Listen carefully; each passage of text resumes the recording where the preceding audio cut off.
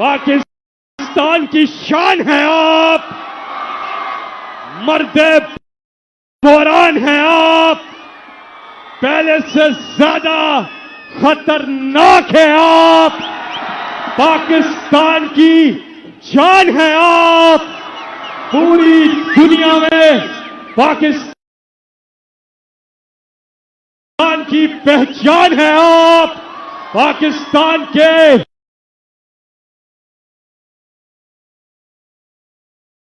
कप्तान हैं आप, पाकिस्तान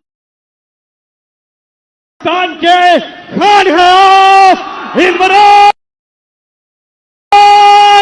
खान है। मैं आप सबसे माजरत चाहता हूं कि आपको इतनी देर इंतजार करवानी पड़ी। उसकी वजह थी कि मुझे रास्ते से, सड़कों से काफिलों के पैगाम आ रहे थे कि अभी हम सड़कों पे फंसे हुए हैं, तो अपनी तकरीर जल्दी ना करना। तो मैं आपसे इसलिए माजरत चाहता हूं कि अभी भी कई लोग सड़कों के ऊपर फंसे हुए हैं और दूर से आए हैं कई, तो उसके लिए मैं माजरत चाहता हूं कि हमें आपको इंतजार करवानी पड़ी। अच्छा, अब मेरे पाकिस्तानियों, मैं जब लाहौर से निकल रहा था तो मुझे दो चीजें सबने कही कि जी आपकी इस वक्त टांग की वो हालत नहीं है कि आप ट्रैवल कर सकें और मुश्किल है, गाड़ी में घुसना चढ़ना मुश्किल है इस वक्त, और इंशाअल्लाह 3 महीने और लगेंगे जब तक ये ठीक नहीं होती। लेकिन दूसरी चीज भी कहते रहे, और उससे भी ज्यादा लोग, कि आपकी जान को खतरा है। और वो लोग, वो तीन मुजरिम जिन्होंने मुझे ये पूरी साजिश करके कत्ल करने की कोशिश की, वो अभी भी बड़े बड़े ओहदों पे बैठे हुए हैं। तो मुझे कहा गया कि वो फिर से वारदात करेंगे, तो आपको घर से नहीं निकलना चाहिए। पहली चीज कि इसमें कोई शक नहीं कि इस टांग के साथ सफर करना बड़ा मुश्किल था, लेकिन मैं इस दूसरी चीज पे खास तौर पे आज अपने नौजवानों को यह बताना चाहता हूं। देखें, मैंने मौत अब बड़े करीब से देखी। जब मेरी टांग पे गोलियां लगी और मैं गिर रहा था, तो जैसे ही गिर रहा था मेरे इधर से गोलियां निकली ऊपर, सर के ऊपर से। अगर गिरता ना तो वो लग जाती। लेकिन मैं जो अपनी कौम को, अपने नौजवानों को आज पैगाम देना चाहता हूं, देखें, अपने ईमान को मजबूत करें। ला इलाहा इल्लल्लाह का मतलब समझें। कोई नहीं है खुदा अल्लाह के सिवा। और जब आप दावा करते हैं कि मैं अल्लाह तेरे अलावा किसी के सामने नहीं झुकूंगा, तो आप जो अल्लाह ने आपको मेरे नबी सल्लल्लाहु अलैहि वसल्लम के जरिए अपना पैगाम भेजा कुरान में, तो उसमें वाज़े उसने लिखा हुआ है कि जब तक अल्लाह की मर्जी नहीं होगी तुम इस जमीन से नहीं जाओगे, और जब उसका फैसला हो गया तो जितना मर्जी एहतियात करो, डरो, छुपो, भागो, मौत से नहीं बच सकता इंसान। तो जब मैं गिरा तो उसी वक्त मुझे पता था कि अल्लाह ने मुझे बचाया। उस वक्त मुझे पता था कि अल्लाह का यह फैसला था कि मैंने नहीं अभी जाना। उसी वक्त अल्लाह का शुक्र किया मैंने।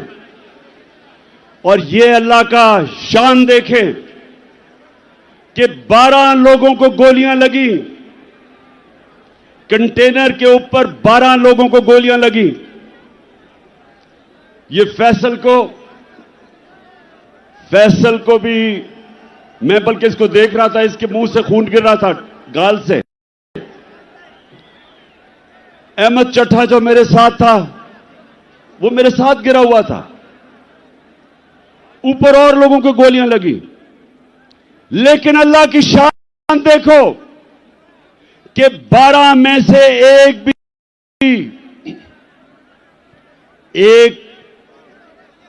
भी अल्लाह को प्यारा नहीं हुआ, सब बच गए।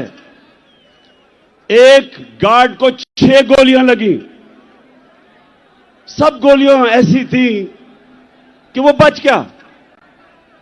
मेरा जो गार्ड जाहिद था, हमारा इमरान इस्माइल जो सिंध के गवर्नर थे, 4 गोलियां उसके कपड़ों में से निकली, बच गया। तो मैं आज सारी कौम को, मैं सिर्फ आपको एक बताना चाहता हूं कि अगर आपने जिंदगी सही माने में जिंदगी गुजारनी है, तो ये जो मौत का खौफ है, इससे अपने आप को आजाद करें। ये जो खौफ जो इंसान के ऊपर तारी होता है, बड़े इंसान को एक छोटा सा इंसान बना देता है। खौफ एक कौम को गुलाम बना देती है। ये जो मरने का डर है, मुसलमानों की तारीख में जो सबसे बड़ा सानिया हुआ,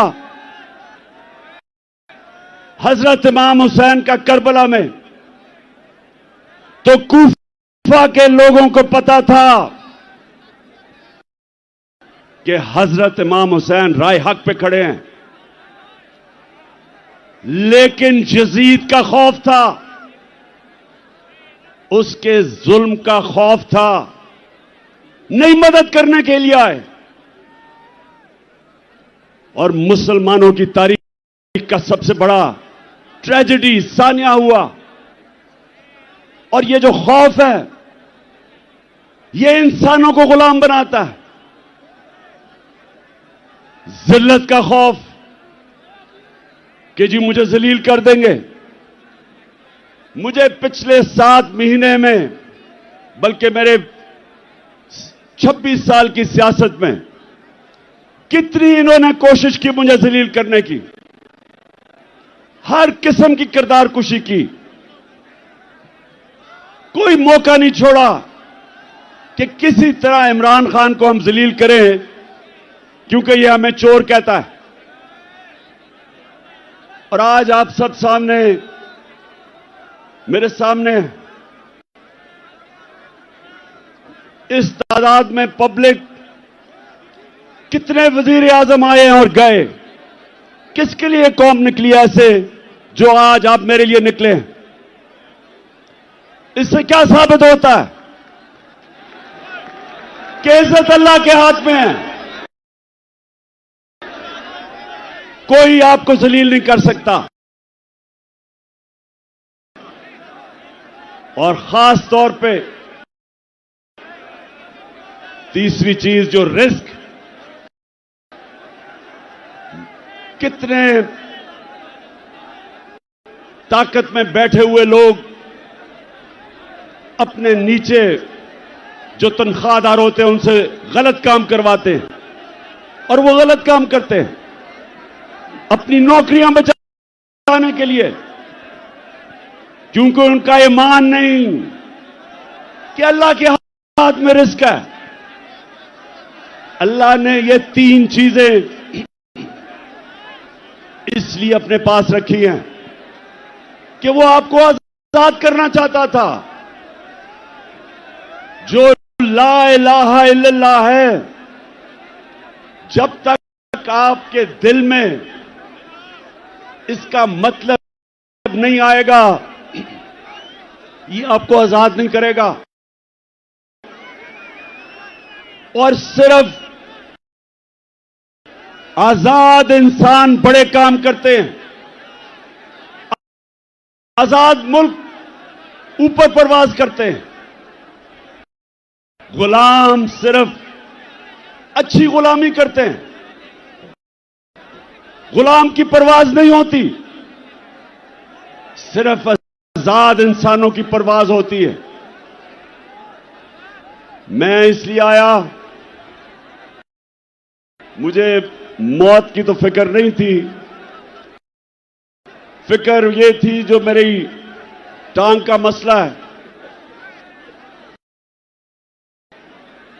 इसने मुझे मुश्किलें डाली चढ़ने में उतरने में, लेकिन मैं आया इसलिए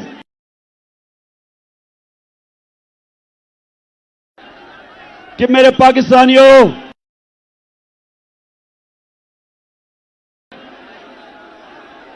आप आज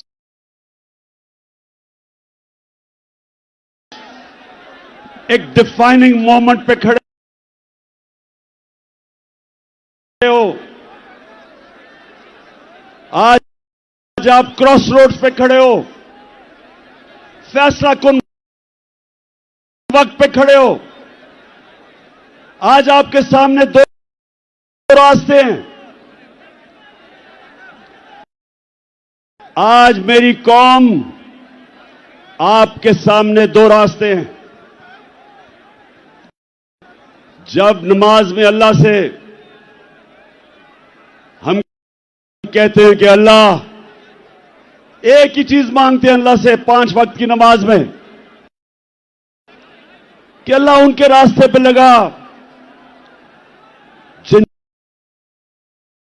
जिनको तूने नेमतें बख्शी, उनके रास्ते पे ना लगा जो तबाही के रास्ते पे निकल गए। पाकिस्तानियों, आप भी उधर खड़े हैं।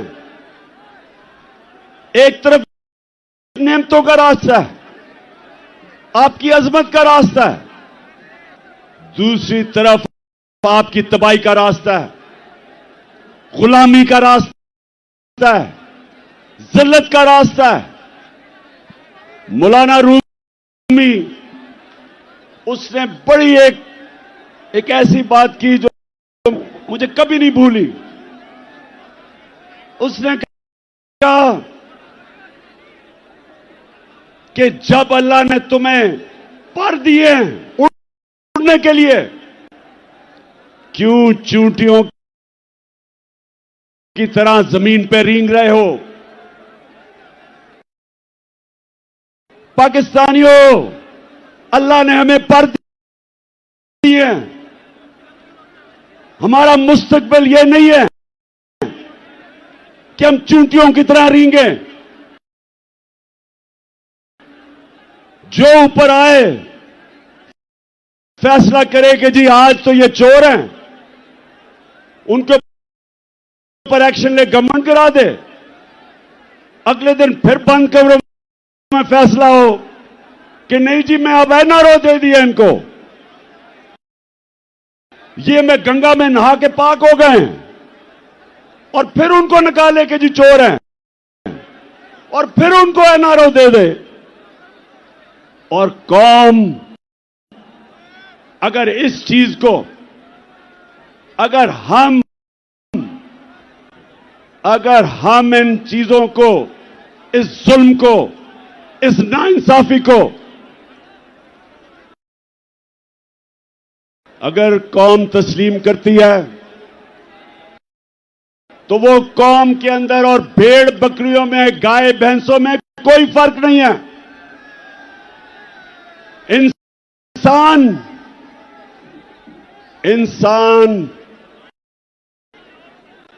इंसाफ मांगता है। इंसानी माशरे में और जानवरों के माशरे में फर्क ही एक है। इंसानों के माशरे में इंसाफ होता है, जानवरों के माशरे में ताकतवर की हुक्मरानी होती है। पाकिस्तान अगर एक अजीम मुल्क नहीं बना तो उसकी एक वजह है कि हमारे मुल्क में कभी भी कानून की हुक्मरानी नहीं आई। ताकत की हुक्मरानी जंगल का कानून रहा है। और ये याद रखें, कभी कोई माशरा तरक्की नहीं कर सकता जिस माशरे के अंदर इंसाफ नहीं होता। मेरे नबी सल्लल्लाहु अलैहि वसल्लम ने मदीना की रियासत में, और याद रखें अल्लाह का हुक्म है कि मेरे हबीब के सुन्नत पे, उसकी शरीयत पे, उसके रास्ते पे चलो। क्यों अल्लाह ने हमें हुक्म दिया है? हमारी बेहतरी के लिए। जब इल्लामा इकबाल जब उसने पाकिस्तान का तस्वर किया तो इल्लामा इकबाल ने सोचा था कि हम एक माशरा खड़ा करेंगे मदीना के रियासत के असूलों के ऊपर। और इल्लामा इकबाल ने बताया कि जब भी मुसलमान माशरा खड़ा होता है वो वापस उन असूलों पर जाता है, और जब तबाह होता है तो उन असूलों से पीछे हट जाता है। तो पाकिस्तानियों, जब उन्होंने मदीना की रियासत बनाई तो पहली चीज अदल और इंसाफ, कानून की हुक्मरानी, उसके ऊपर उस माशरे की बुनियाद रखी। मेरी बेटी भी अगर जुर्म करेगी तो सजा मिलेगी, उन्होंने फरमाया। कोई कानून से ऊपर नहीं। और फिर बताया कि तुम्हारे से पहले बड़ी कौमें तबाह हुई। जो ताकतवर जब चोरी करता था, जुर्म करता था, उसको माशरा नहीं पकड़ता था, सिर्फ कमजोर को पकड़ता था। तो आज सारी दुनिया में आप चले जाएं, सारे गरीब मुल्क देख लें। मुझे मौका मिला दुनिया में गरीब तरीन मुल्क देखने का और अमीर तरीन। फर्क एक है, गरीब मुल्कों के अंदर इंसाफ नहीं। वहां भी इस तरह के बड़े बड़े डाकू, जरदारी और शरीफ की तरह पैसा चोरी करके बाहर लेके जाते हैं और उनको निजाम नहीं पकड़ सकता। वहां भी सिर्फ छोटा चोर जेल में जाता है। सारे गरीब मुल्कों में देख लें और सारे खुशहाल मुल्कों में चले जाएं, यूरोप जाएं, स्विट्जरलैंड जाएं, स्कैंडिनेविया जाएं, बर्तानिया जाएं, पूछें जो बैरून मुल्क पाकिस्तानी उन मुल्कों में रहते हैं, उनसे पूछें क्यों वो आज तहरीक इंसाफ के साथ खड़े हैं, क्यों बैरून मुल्क पाकिस्तानी आज हमारे साथ खड़े हैं, क्यों उनको समझ है मैं क्या कह रहा हूं, क्योंकि उन मुल्कों के अंदर इंसाफ है। यहां से जाके वह पैसा बनाते हैं, वहां खुशहाली आती है, अपने बच्चों को अच्छे स्कूलों में पढ़ाते हैं। क्यों? क्योंकि उनके मुल्क में इंसाफ है, मेहनत का फल मिलता है, उनके हुकूक की तहफ़्फ़ुज़ है, उनकी अदालतें इंसानों के अंदर इंसाफ करती हैं, इसलिए वहां खुशहाली है। और गरीब मुल्कों के अंदर, हर गरीब मुल्क अब चले जाएं, उनके बड़े बड़े वजीर आजम, उनके सदर मुल्क से पैसा चोरी करके बाहर ले जाते हैं।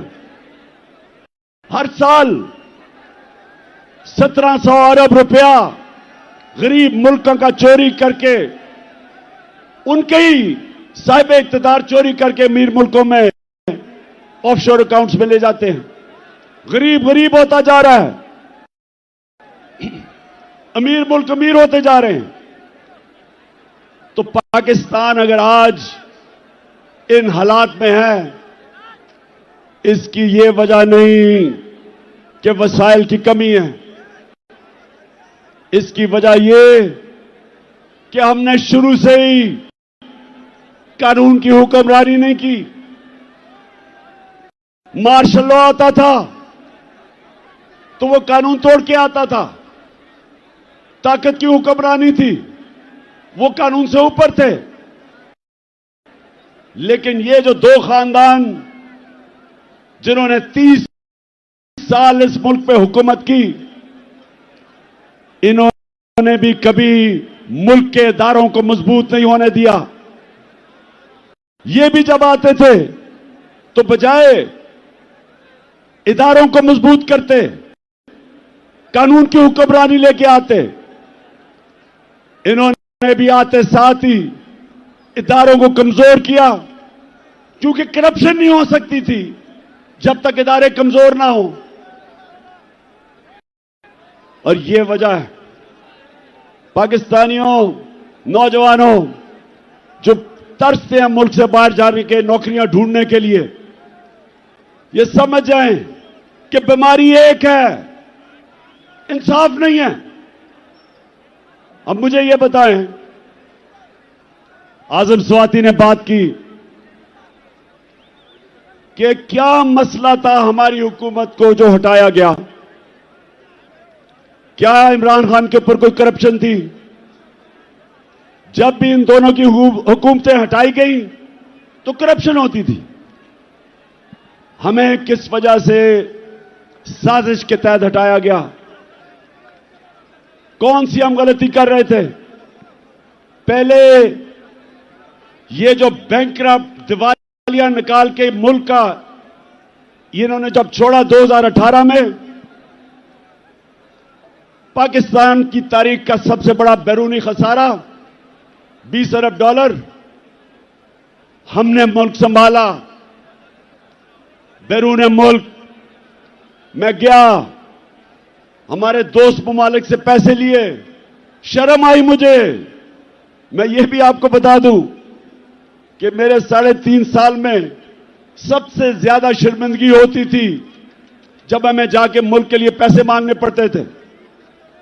शौकत खानम के लिए मैं 30 साल से पैसे इकट्ठे कर रहा हूं, नवल यूनिवर्सिटी के लिए, लेकिन मुझे शर्म नहीं आती थी, क्योंकि मैं अपने लोगों से पैसे इकट्ठे कर रहा हूं अपने मुल्क की यूनिवर्सिटी या अस्पताल के लिए।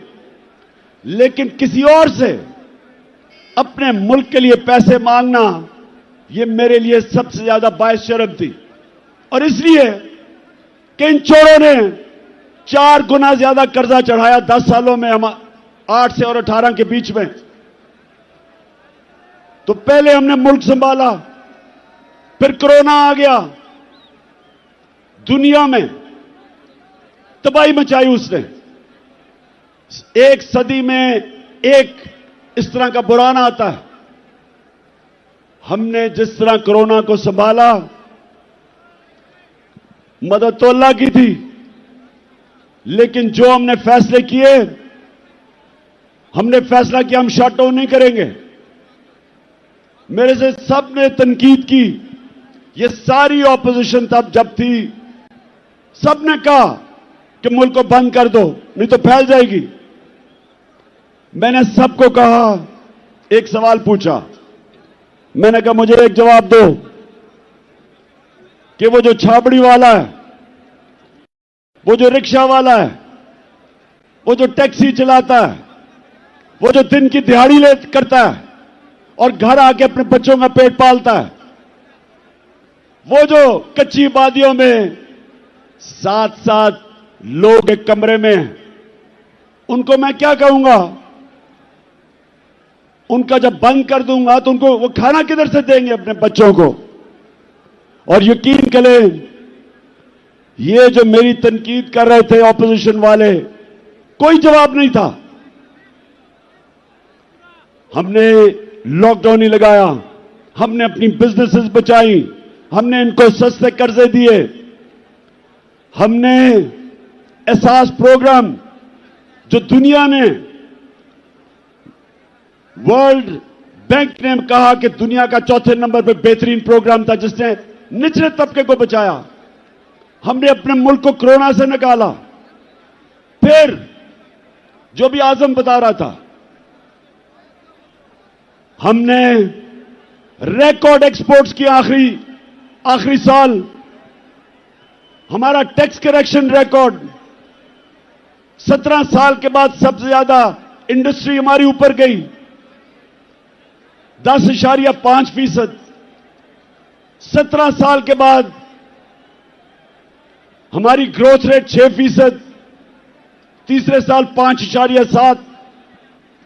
तो हमने तो मुल्क को उठा दिया था, हमने तो किसानों को उठा दिया था।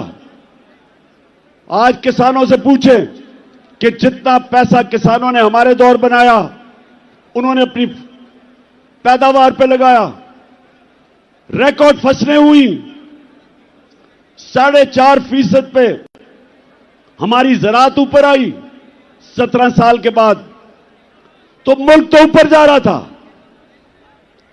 हमने हेल्थ कार्ड लेके आए, पहली दफा पाकिस्तान की तारीख में एक हुकूमत ने आम आदमी का सोचा कि हर घराने के पास 10 लाख इंश्योरेंस हो, किसी भी अस्पताल में जाके गरीब खानदान इलाज करवा सके। पहली दफा गरीबों ने प्राइवेट हॉस्पिटलों में इलाज करवाए अपने हेल्थ कार्ड की वजह से। और हमने 50 साल के बाद पाकिस्तान में डैम्स बनानी शुरू की। 3 बड़ी डैम्स बन रही हैं, अब पता नहीं उनके क्या हालात हैं। पहली पाकिस्तान की जमात जिसने मौसम की तब्दीली के ऊपर काम किया, 10 अरब दरख्त उगाने का प्रोजेक्ट किया। तो मैं ये सवाल पूछता हूं आज कि क्या हमने जुर्म किया था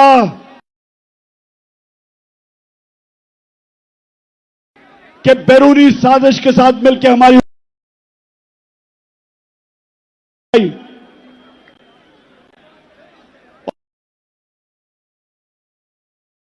एक जगह फेल हुआ हूं मैं। 3 साल में एक जगह फेल हुआ हूं मैं।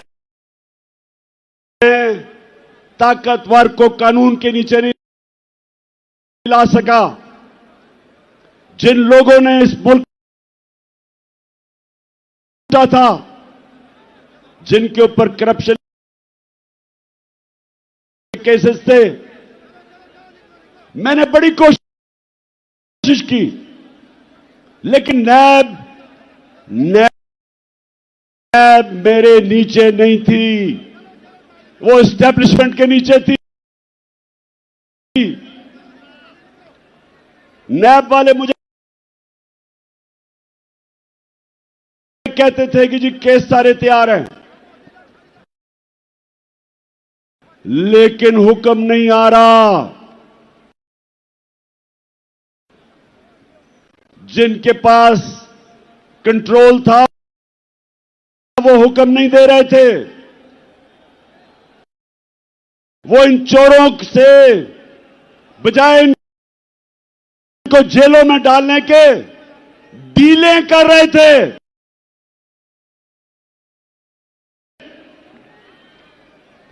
मैंने हर मीटिंग में बात की कि जनाब, जब तक आप ताकतवर को कानून के नीचे नहीं लेके आएंगे, बड़े बड़े डाकुओं का एहतसाब नहीं करेंगे, या करप्शन खत्म नहीं होने लगी?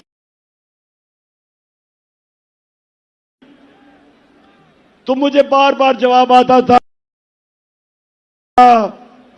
कि इमरान साहब आप इकोनॉमी के ऊपर तवज्जो दें, इसको भूल जाएं।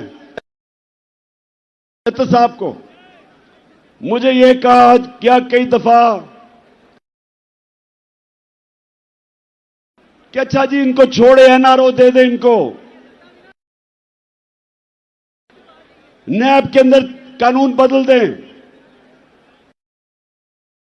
ये भी जिनके पास ताकत थी,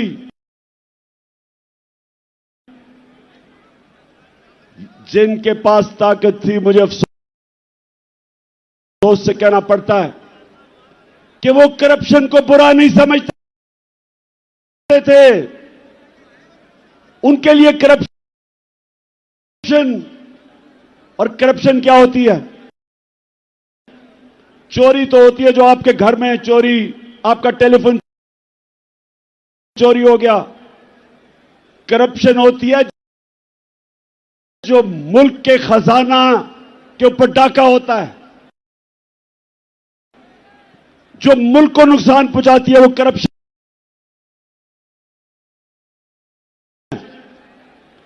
और वो करप्शन जिनके पास ताकत थी उनको ये बुरी नहीं लगी,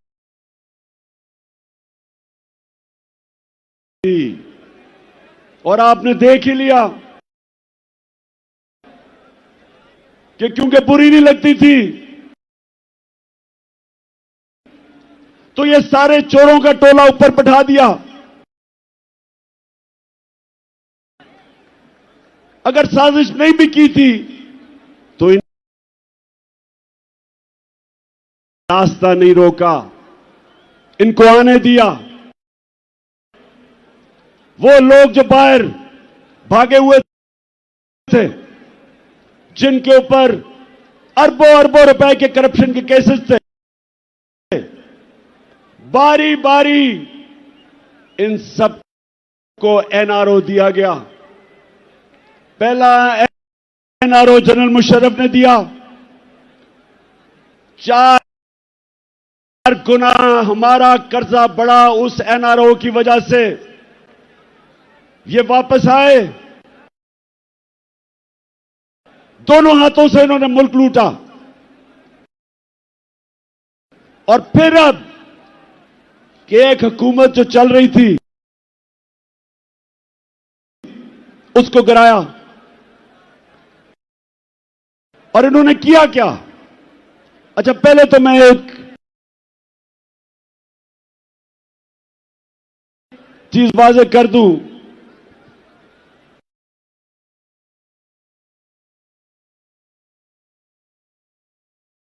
कि बार बार हम सुनते हैं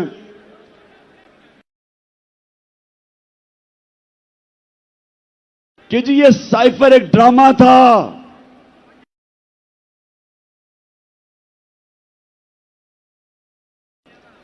हम ये सुनते हैं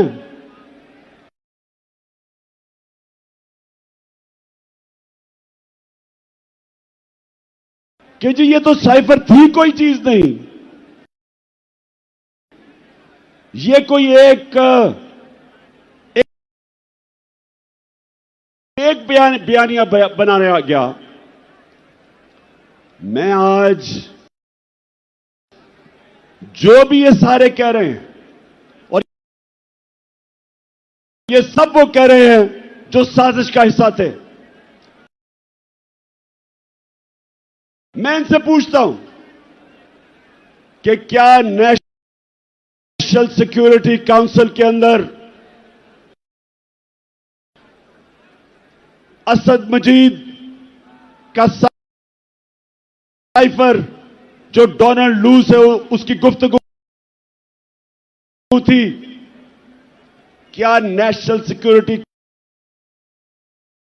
काउंसिल में यह रखी नहीं गई? और क्या इस नहीं लिखा हुआ था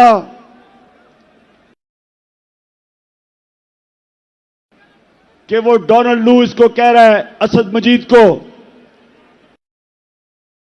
कि इमरान खान को अगर आप नहीं हटाओगे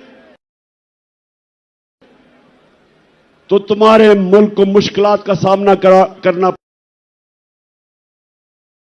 पड़ेगा, और अगर तुमने इसको हटा दिया तो हम सब कुछ माफ कर देंगे। क्या यह साइफर के अंदर नहीं था जो नेशनल सिक्योरिटी काउंसिल में आया सामने? और क्या नेशनल सिक्योरिटी काउंसिल ने यह कहा नहीं कि अमेरिका से प्रोटेस्ट करो, डिमार्च करो, उनको कहो कि तुम्हारे मुल्क में मुदाखलत कर रहे हो? तो जब यह सारा सच है, यह कहना कि जनाब ये कोई ड्रामा था, ये मुल्क की तौहीन है, ये इमरान खान की तौहीन नहीं है।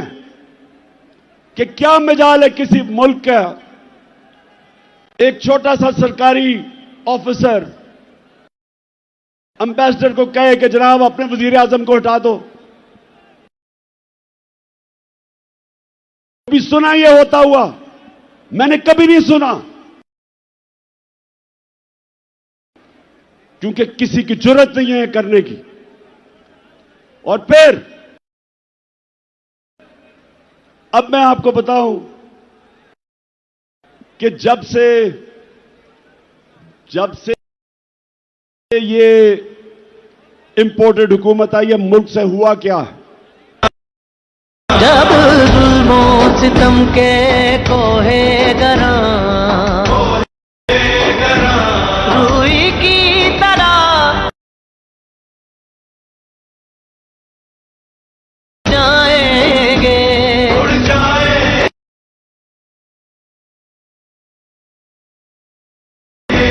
हम महकूमों के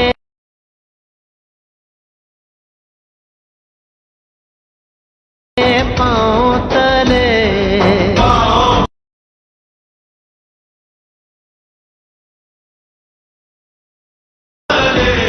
ये धरती धड़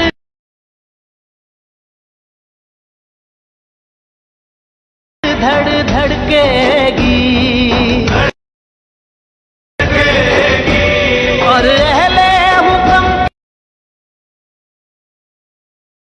के रुख पे जब बिजली कड़कड़ कड़केगी, हम देखेंगे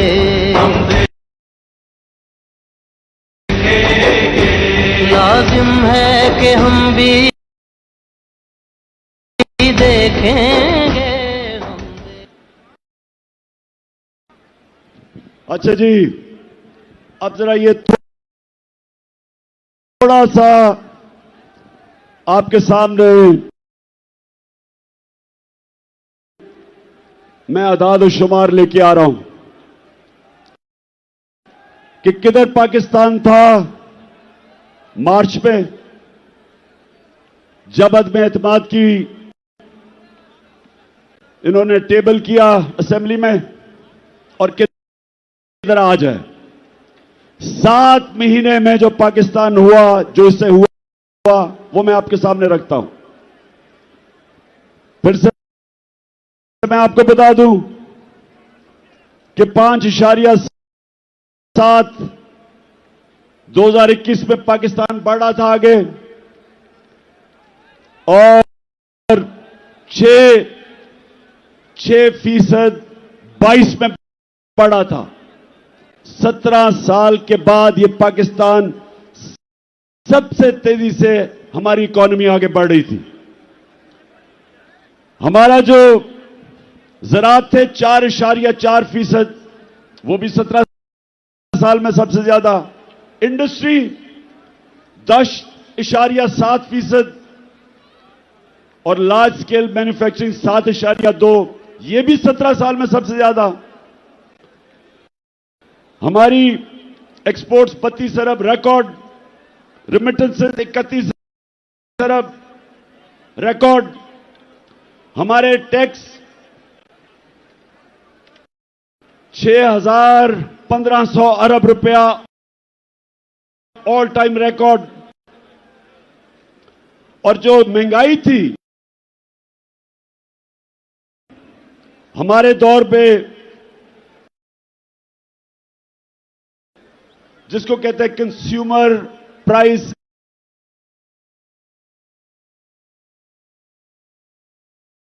सीपीआई, वो 12.2 था, और सेंसिटिव प्राइस इंडेक्स जो महंगाई थी वो 14% थी। अब जब से ये आए हैं, इनकी एसपीआई हमारे दौर में थी 14%, इनके दौर में गई है 45%। 50 साल में सबसे ज्यादा महंगाई 7 महीने में हुई है। और जो सीपीआई है वो 27%, हमारे दौर में 12% थी। और फिर पेट्रोल, आटा, घी, दाल, बिजली, सबकी 100% कीमत बढ़ चुकी है। महंगाई जो आज आम आदमी को सबसे ज्यादा तकलीफ दे रही है, वो सबसे ज्यादा 50 साल में इनके दौर में बढ़ी है। रुपया 178 रुपया था डॉलर जब अदम एतमाद हुआ, आज 240 रुपए। आज ये जरा सुनते जाएं कि जिन्होंने ये मुल्क में ये चोरों को लेके आए, इन्होंने किया क्या है पाकिस्तान से। मैं सिर्फ इसलिए कह रहा हूं कि ये तारीख याद रखे कि ये जो हुआ है हमारे मुल्क से।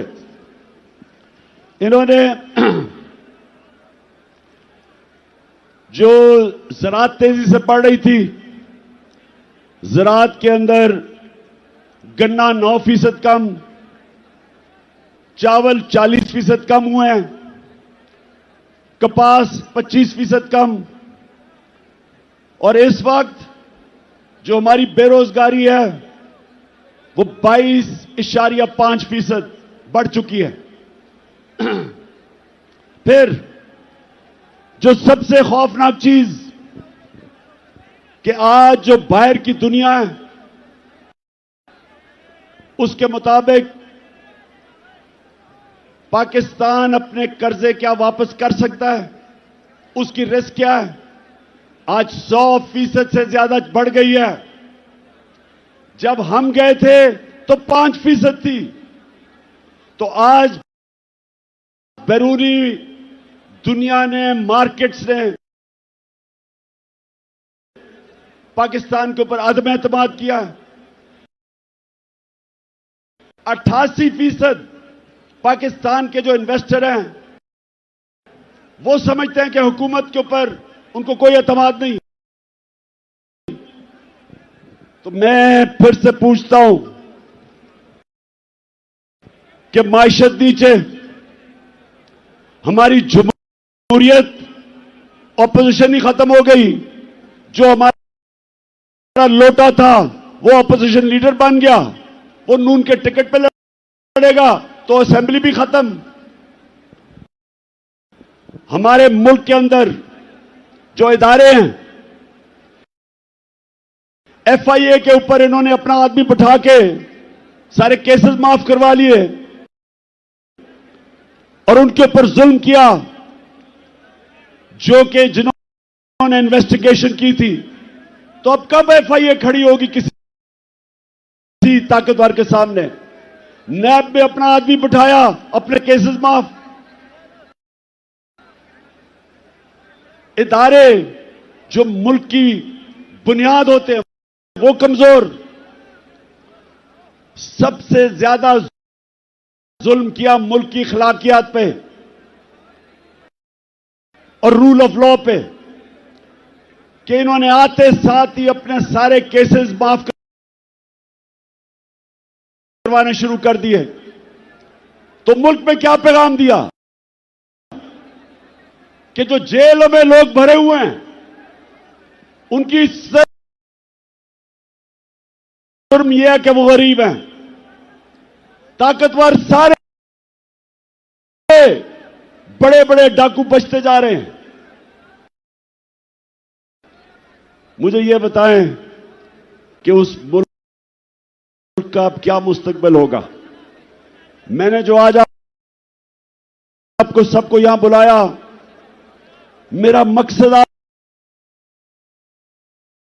ये समझाना है कि हम दो रास्ते पे खड़े हो गए हैं। हम अगर अब चुप करके इस जुल्म और नाइंसाफी को तस्लीम करेंगे, आगे तबाही है। क्योंकि मेरे नबी सल्लल्लाहु अलैहि वसल्लम ने पहले कह दिया था कि जब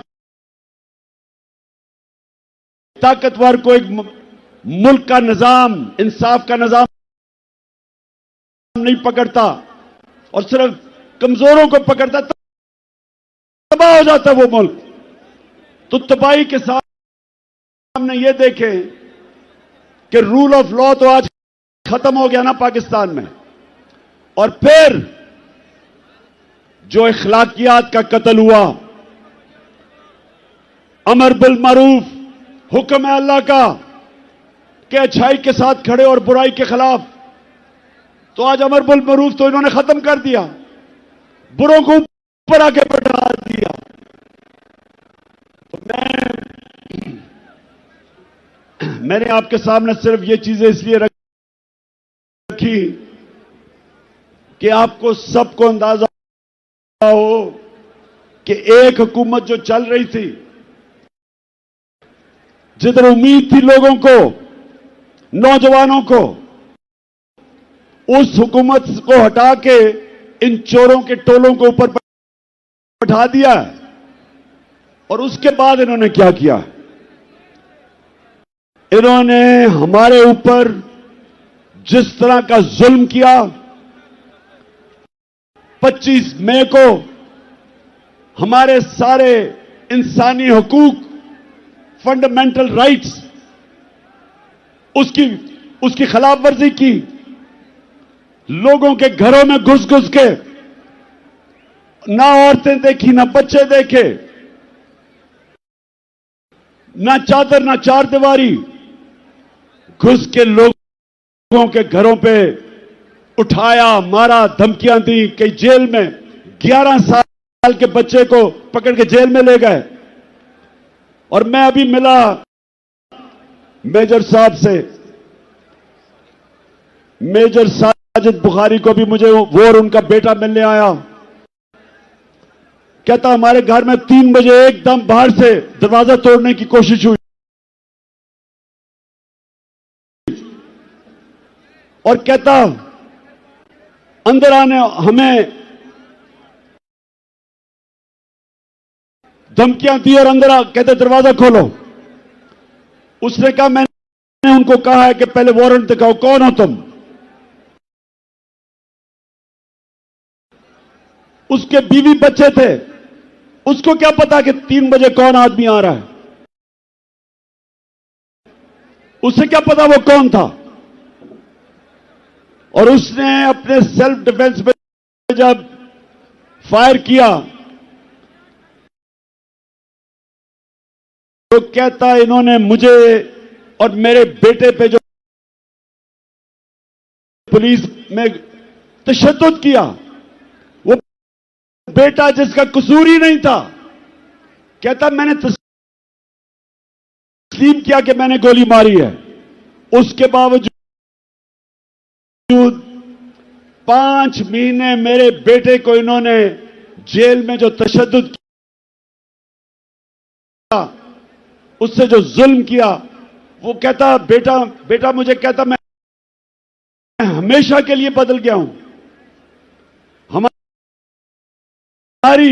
70 साला पीटीआई की खातून उसको रात के 3 बजे उठा के जेल में ले गए।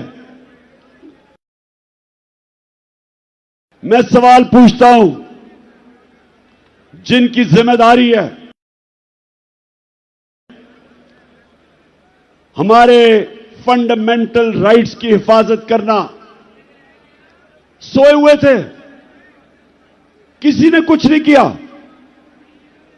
उसके बाद जो मजीद और जुल्म हुआ, जब एक खास आदमी इस्लामाबाद आया जिसको मैं डर्टी हैरी कहता हूं, उसने जो जुल्म शुरू किया, उसके दौर में जो जुल्म हुआ, सहाफियों को धमकियां, उनको मार रहे हैं, एयाज अमीर जैसे दानश्वर को, समी इब्राहिम, इमरान रियाज, मुल्क से बाहर चला गया साबिर शाकर, मोहित पीरजादा, और फिर जो अरशद शरीफ से किया, ये कभी पाकिस्तान में हमने ऐसा नहीं देखा।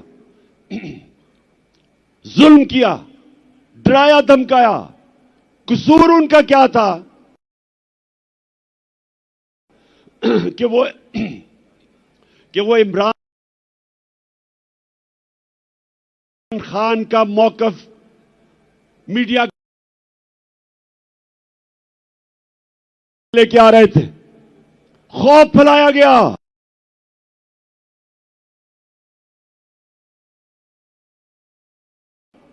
कि और कोई ना कुछ करे, बाकी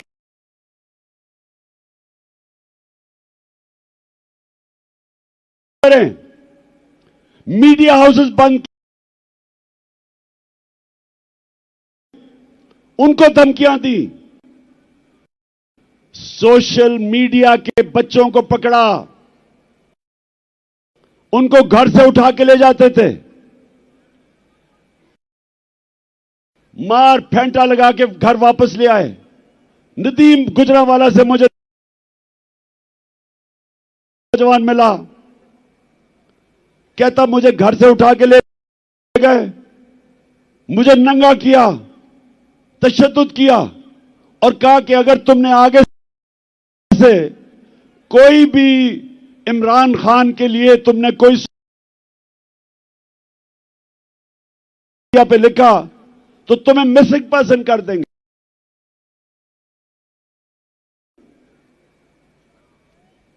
और फिर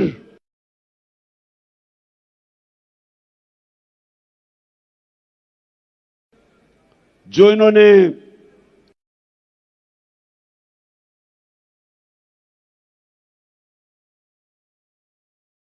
शहबाज गिल को पकड़ के मारा, नंगा किया, तशद्दुद किया, आजम स्वाति ने खुद अपनी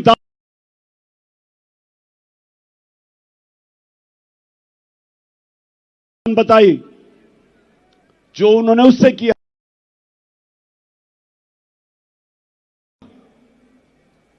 और अरशद शरीफ का, कि सबको पता है कि अरशद शरीफ क्यों छोड़ के गया था, कौन धमकियां दे रहा था, और फिर उसे कत्ल करवाया, शहीद किया उसे। और मैं अपनी तो बात नहीं करता, मुझे वो मुजम्मिल लड़का याद है जो उस शूटर के पीछे गया था, 3 बच्चों के साथ वो वजीराबाद के जलसे में आया था, उसको जिस तरह कत्ल किया, उसको वो शूटर ने नहीं गोली मारी। मैं अब सबके सामने, मौजम शहीद, उसको उसने गोली नहीं मारी। अब जो तफ्तीश हो रही है, उसको गोली और तरफ से आई, और वो जो उसको गोली मार रहे थे,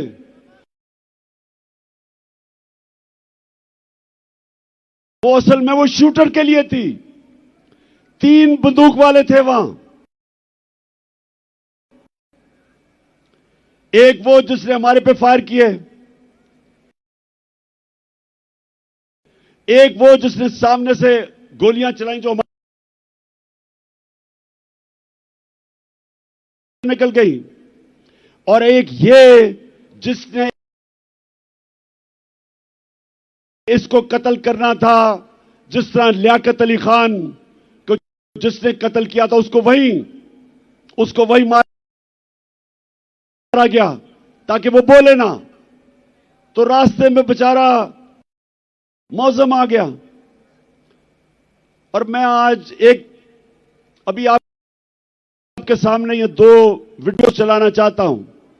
मैं चाहता हूं ये जरा गौर से देखें, क्योंकि मुझे पता था, मैं अब जो अपनी बात कर रहा हूं, मुझे पता था ये 3 लोगों ने प्रोग्राम बनाया मुझे मारने का। मुझे पता था, मुझे अंदर से खबरें आई, एजेंसीज के अंदर से, कि पहले ये प्रोपेगेंडा करेंगे कि इमरान ने तौहीन मजहब की, और उसके बाद ये कहेंगे जी दीनी इंतहा पसंद ने से कत्ल कर दिया।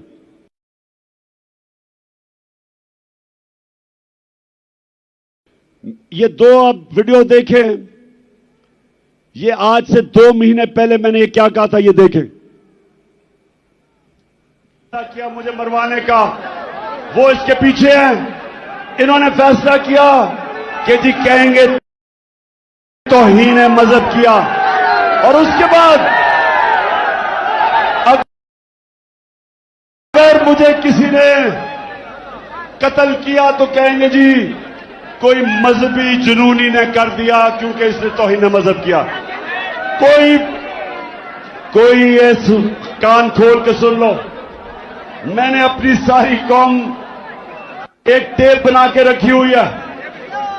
जिस वक्त मुझे कुछ हुआ वो टेप आ जाएगी, रिलीज होगी, और वो 4 लोगों के नाम सारी कौम के सामने आएंगे जिन्होंने बंद कमरों में ये फैसला किया और दूसरी कोशिश कर रहे हैं।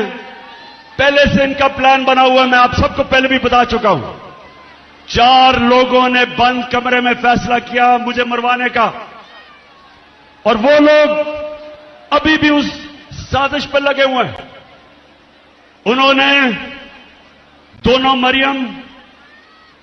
मरियम जो झूठ बोलने की पीएचडी दोनों के पास है, इनको और जावेद लतीफ को, इन्होंने इनसे प्रेस कॉन्फ्रेंस करवाई, और प्रेस कॉन्फ्रेंस करवाई ऐसी कि इमरान खान खुदा ना खास्ता उसने मजहब की तौहीन की है। और फिर इनकी कोशिश है कि इसकी वजह से अगर कोई भी मेरे ऊपर वारदात हो तो कहेंगे जी मजहबी जुनूनी ने कर दिया, कहेंगे कि जी कोई दीनी इंतहा पसंद है इसको मार दिया। ये इनका प्लान है। लेकिन मैं आज आप सबको कह रहा हूं, सारे पाकिस्तान में मैं फिर रहा हूं, मुझे अपनी जान से ज्यादा मुझे पाकिस्तान की आजादी की फिक्र है। मैं आजाद देखना चाहता हूं। जी, तो मैं ये आपको आज इसलिए दिखाई कि प्लान का मुझे पहले पता था। क्यों करना चाहते थे? क्योंकि इन्होंने समझा था कि जब तहरीक इंसाफ की हुकूमत गिराई थी तो एकदम लोग भूल जाएंगे, पार्टी टूट जाएगी। इनके ज़हन में भी नहीं था कि एक बाशऊर पाकिस्तानी पब्लिक बजाय तहरीक इंसाफ को भूलने के लिए उस कौम हमारे साथ आके खड़ी हो गई। और जितने जितने इनकी शक्लें देखते रहे इन चोरों की, और ज्यादा लोग हमारे साथ आ गए। और फिर जो इन्होंने माइशत की तबाही की, उससे और मजबूत हो गई पार्टी। और उसके बाद जो इलेक्शन हुए, सारे इलेक्शनों में लोगों ने बार बार पैगाम दिया कि इन्होंने ये इंपोर्टेड हुकूमत उनके लिए मंजूर नहीं है। बार बार कौम ने पैगाम दिया। लेकिन बजाय अवाम की आवाज सुनने के हमारे ऊपर तशद्दुद शुरू हो गया। यानी वो पाकिस्तान की सबसे बड़ी जो सियासी जमात, उसको हर किस्म का हरबा इस्तेमाल किया गया हमें डराने, धमकाने, तोड़ने, तशद्दुद करने पे। मैं आपको बताऊं, 50 साल से पाकिस्तान कौम मुझे जानती है, 50 साल से मुझे जानती है पाकिस्तानी कौम। मैंने कभी इस तरह नहीं मुझे एहसास हुआ अपने मुल्क में रहते हुए कि पिछले 7 महीने में मुझे ऐसे लगा कि मैं शायद कोई मुल्क दुश्मन हूं या मैं कोई मुजरिम हूं। जिस तरह इन्होंने मेरे ऊपर FIR काटी, मेरे ऊपर इन्होंने दहशतगर्दी का केस लिया है, मुझे पकड़ने आए, अवाम खड़ी हो गई। इन्होंने जिस तरह मेरे कारकुनों के ऊपर केसेस बनाए, इन्होंने पूरा जोर लगाया इलेक्शन में हराने का। इलेक्शन कमीशन साथ मिला हुआ था, एस्टेब्लिशमेंट इनके साथ थी। उसके बावजूद अवाम ने फिर से पैगाम दिया। दूसरी दफा जब बाय इलेक्शन हुए, अवाम ने पैगाम दिया कि वो हमारे साथ इन चोरों के साथ नहीं है। लेकिन मुझे अफसोस से कहना पड़ता है, मुझे अफसोस से कहना पड़ता है कि हमारे इदारे क्यों नहीं पुरानी गलतियों से सीखते। एक मुल्क और एक इंसान, एक इदारा तरक्की तब करता है जब अपनी गलतियों से सीखे। ईस्ट पाकिस्तान में क्या हुआ था मुझे याद है। मैं वो आखिरी, हमारा जहाज आया था ढाका से, हम मैच खेलने गए थे अंडर 19 का। उसके बाद मिलिट्री ऑपरेशन शुरू हो गया था। मुझे तो वो याद है कि ढाका में क्या तासुर था लोगों का। हमने उनसे इंसाफ नहीं किया।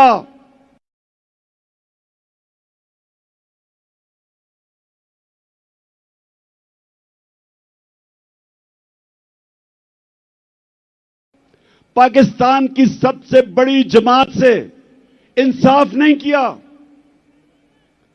हमने जोर से ताकत को इस्तेमाल करते हुए अपनी मनमानी की, मुल्क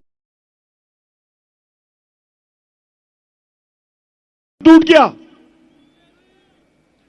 और हमने सीखा नहीं कि आज जो एक वाहिद पाकिस्तान की सबसे बड़ी सियासी जमात, फेडरल पार्टी, जो सारे पाकिस्तान को इकट्ठा रख सकती है, उसके ऊपर ये हरबे इस्तेमाल किए जा रहे हैं। हर मौका इस्तेमाल किया हमें कमजोर करने का। सबको, मीडिया हाउसेस को धमकियां दी गई।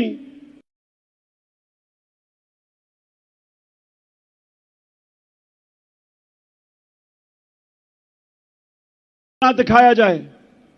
ये जलसे के ऊपर जितनी हमें मुश्किलात पड़ी, कभी हमें हमारी अपनी पुलिस ना सुने। पंजाब में हमारी हुकूमत है, पुलिस बेबस हुई है।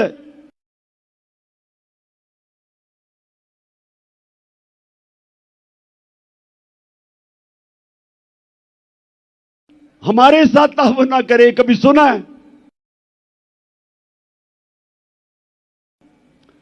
मैंने जब अपनी कटवाने की कोशिश की, मुझे तो पता था वो 3 कौन है। मुझे तो पहले पता था। पंजाब में हमारी हुकूमत होते हुए मुल्क का एक्स प्राइम मिनिस्टर सबसे बड़ी पार्टी का सरबराह, मैं अपनी एफआईआर नहीं कटवा सका। पुलिस वाला कहता जी मुझे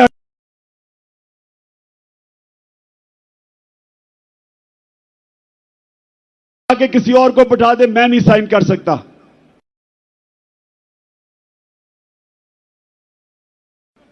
इतना खौफ है।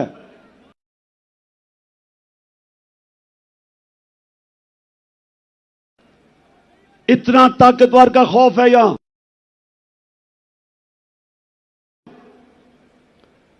मेरे पाकिस्तानियों, ये मेरी सुनने बात, जिसकी वजह से आज मैं अब आपके पास पहुंचा हूं, और आसान नहीं था फिर भी इस टांग के साथ पहुंचना। लेकिन मैं आपको एक बात बताना चाहता हूं। देखिए, जब तक इस मुल्क के अंदर ताकतवर कानून के नीचे नहीं आएगा, जब तक इदारे जो आईन ने उनको लिमिट्स दी हुई हैं, दायरा दिया हुआ है, उस दायरे के अंदर रह के काम नहीं करेंगे, जब तक इदारे अपनी जिम्मेदारियां नहीं पूरी करेंगे, और मैं सब इदारों की बात कर रहा हूं, अपनी अदलिया की बात कर रहा हूं, मैं अपनी मिलिट्री एस्टेब्लिशमेंट की बात कर रहा हूं, जो आपकी ये आज तनकीद नहीं कर रहा, वो मुल्क का दुश्मन है।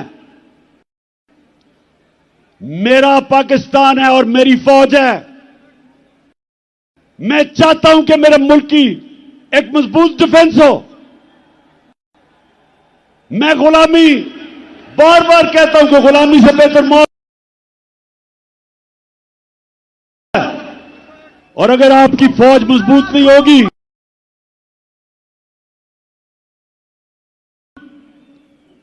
आपकी अगर फौज मजबूत नहीं होगी, तो मुसलमान दुनिया में देख लें क्या हालात है मुसलमान मुल्कों के आज।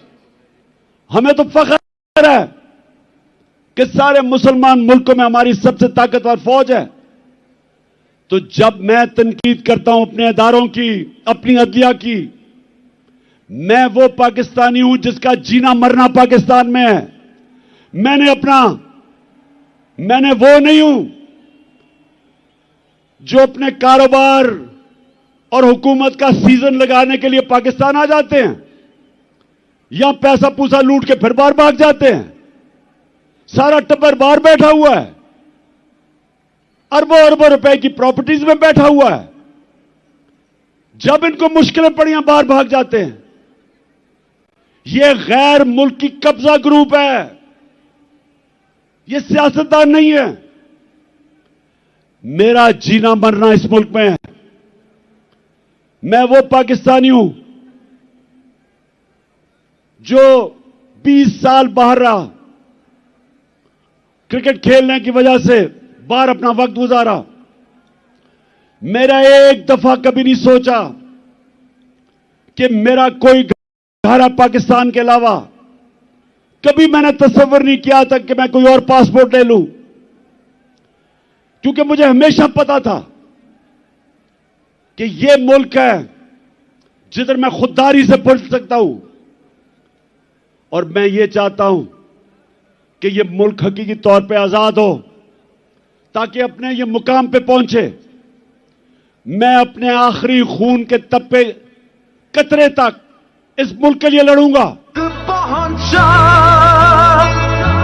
फिर से तू अड़ जा, फिर से तू डट जा, फिर से वो बल्ला घुमा।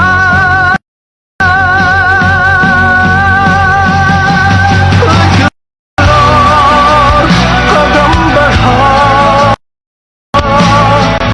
फिर से वो लम्हा दोहरा जब जीत के आया था, फिर से वतन को जिता। इकरार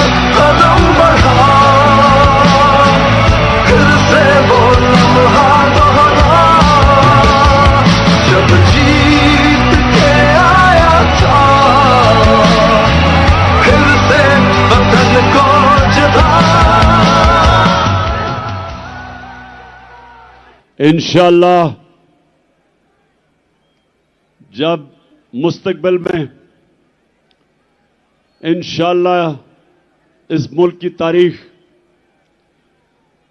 इस चीज की गवाही देगी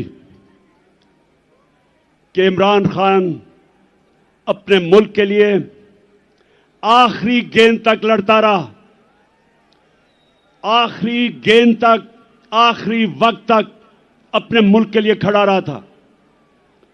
और मैं ये भी कहना चाहता हूं कि वो लोग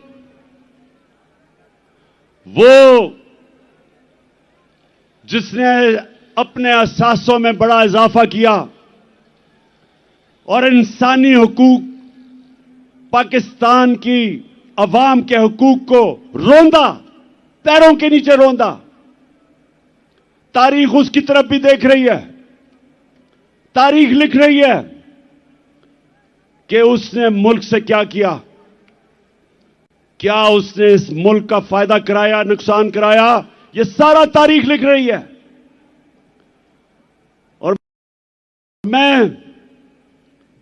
मेरे पाकिस्तानियों, मैं फिर से आपको आखिर में अपनी बात अभी खत्म करने लगा हूं कि करना क्या आगे। मैं फिर से आखिर में एक चीज आपको कहना चाहता हूं कि गुलाम कौम का कोई मुस्तकबिल नहीं है और आजादी कोई प्लेट में रख के नहीं देता। आजादी के लिए लड़ना पड़ता है, जंजीरें गिर नहीं जाती, तोड़नी पड़ती हैं। आजादी कोई देता नहीं, छीननी पड़ती है। मैं अपनी कौम को आज कहता हूं कि आजाद आप कब होंगे? जब एक आम आदमी देहात में उसको ये थाना, कचहरी, पटवारी, इस मुसीबतों से वो निकले।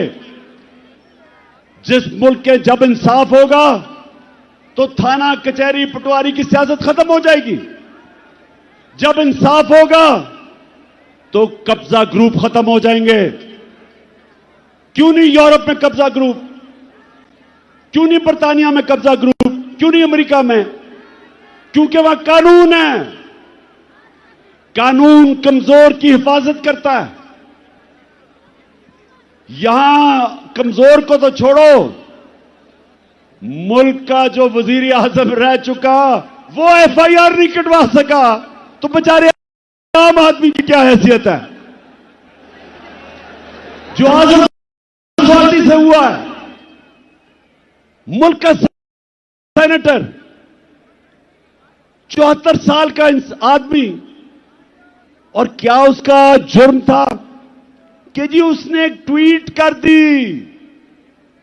पता नहीं कौन इस मुल्क का फिरौन था कि जुर्रत हुई कि जी ट्वीट कर दी, उसको नंगा करके तशद्दुद किया।